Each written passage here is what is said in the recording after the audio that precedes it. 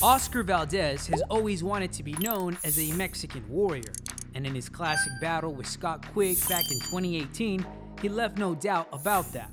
This is a war, a bloodbath. But 3 years later, in an all-Mexican showdown, he faced his toughest challenge to date against then-reigning junior lightweight world champion Miguel Berchelt. Valdez encountered formidable challenges in their February 2021 showdown due to Berchelt's reputation as a bigger puncher, along with his height and reach advantages. Oh! What a right hand by Miguel Berchelt! Nevertheless, Valdez prevailed, and he became the two-division world champion by knocking him out in the 10th round. So, on this episode of The Blueprint, we'll look at Valdez's win against Berchelt, where controlling the fight with his jab and his footwork led to the most significant victory of his career thus far. Now, the fight begins in earnest in the second round, as Berchelt spends the opening stanza keeping his distance and finding his rhythm without really pressing the action. Then, halfway into round 2, Berchelt begins to come forward, and that's when Valdez begins to showcase his strengths in this fight. The conventional wisdom when facing a taller fighter is to close the distance and fight on the inside. However, Berchelt's aggressive style makes this unnecessary, especially as he often throws wide punches and has slower hands and feet than Valdez. So, Valdez demonstrates that you can beat a taller fighter from the outside. You just have to be able to dictate when and where the exchanges will take place. And he does this with the help of his footwork and his jab. For now, let's pay attention to his footwork first. Students of the sweet science know that a fighter's feet are his first line of defense. Valdez constantly uses his feet in this fight and seamlessly incorporates other defensive tactics as well. Here we see Valdez moving to his left while using a high guard before feinting with his left hand to draw reactions from Berchelt. Moments later, he blocks a punch with his glove and feints again. This version is slightly different as it's a head feint, which mimics how he would look if he were to move his head to avoid a punch and potentially come back with a counter. Then, sensing that he is close to the ropes, Valdez steps around and begins to find the center again, avoiding punches by blocking with his gloves and moving his head. Valdez likes to defend against punches by blocking with his gloves, and he also evades shots by moving his head and sometimes getting below the center line to avoid possible straight or looping punches. Here, as Berchelt begins to back Valdez up against the ropes, we see Valdez mixing in a high guard and head movement to evade punches before tying him up and trying to sneak in a few shots of his own. Valdez is very aware of Berchelt's power, so he clinches to avoid getting hit. The clinch forces the referee to intervene so that Valdez can reposition himself at a more advantageous spot in the ring. Here he avoids the ropes again, but makes a small mistake by pulling straight back while dropping his left. Berchelt connects, but Valdez is able to find the center of the ring with his footwork and his head movement. Just a few seconds later, Berchelt closes the distance once more, and Valdez is forced to clinch, but not without digging in a few shots to the body in the process. In the 3 examples where he avoids the ropes, Valdez continues to punch even though he has either stepped out or clinched. Part of his defense, then, is letting Berchelt know that he'll have to pay for any mistakes that he makes.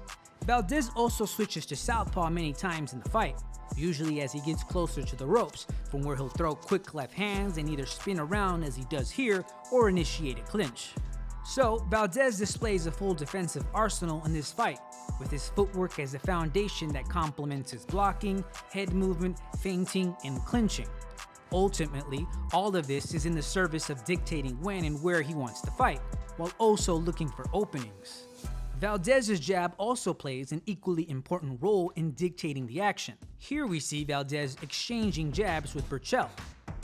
But Valdez keeps his right hand closer to the center of his face in order to simultaneously defend against a Berchelt jab, an effective tactic when jabbing against a taller fighter. Berchelt's right hand is elsewhere, so he takes the full force of the jab, while Valdez himself receives nothing in return.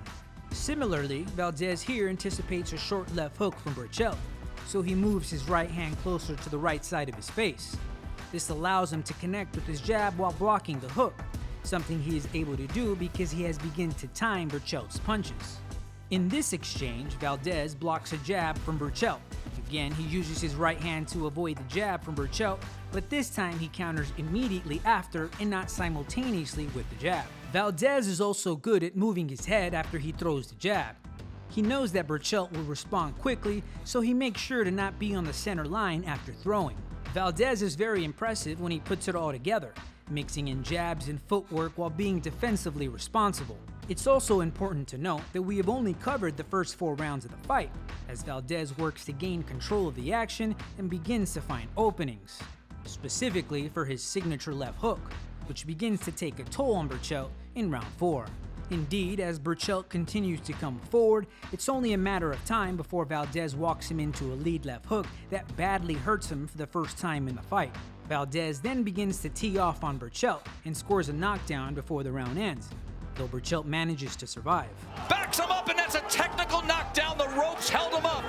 In the beginning of the 5th round, Valdez continues to attack but is more careful.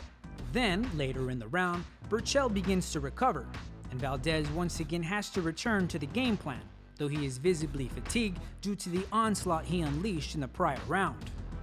Surprisingly, Berchelt doesn't make any adjustments in rounds 6 and 7 as he continues to walk into power shots.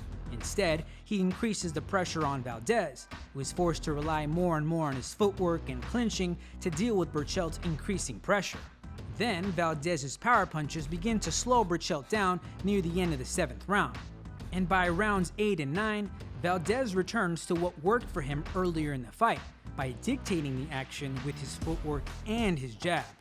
He also begins to switch to southpaw more frequently and begins to pick Berchelt apart from the outside. In fact, it's from the southpaw stance that he scores his second knockdown. As he did earlier, Valdez launches a quick left hand, but this time he follows up with a right uppercut and a left hook that drops Berchelt as he attempts to land more punches. And here he is now as a southpaw. Now you see the body language from Valdez. Uppercut combination, and he scores the knockdown. Valdez does it again. Valdez then goes for the finish, but not as wildly as in round 4, perhaps realizing now that he hurts Berchelt the most when he's leveraging his forward momentum by leading him into a punch. Berchelt, with the heart of a true warrior, comes forward again in the 10th round, but continues to not make any adjustments. This allows Valdez to return to his initial game plan, where he evades several punches before landing a terrifying left hook that finally puts Berchelt out. Oh my! Explosive! Cap it, folks! That was human dynamite!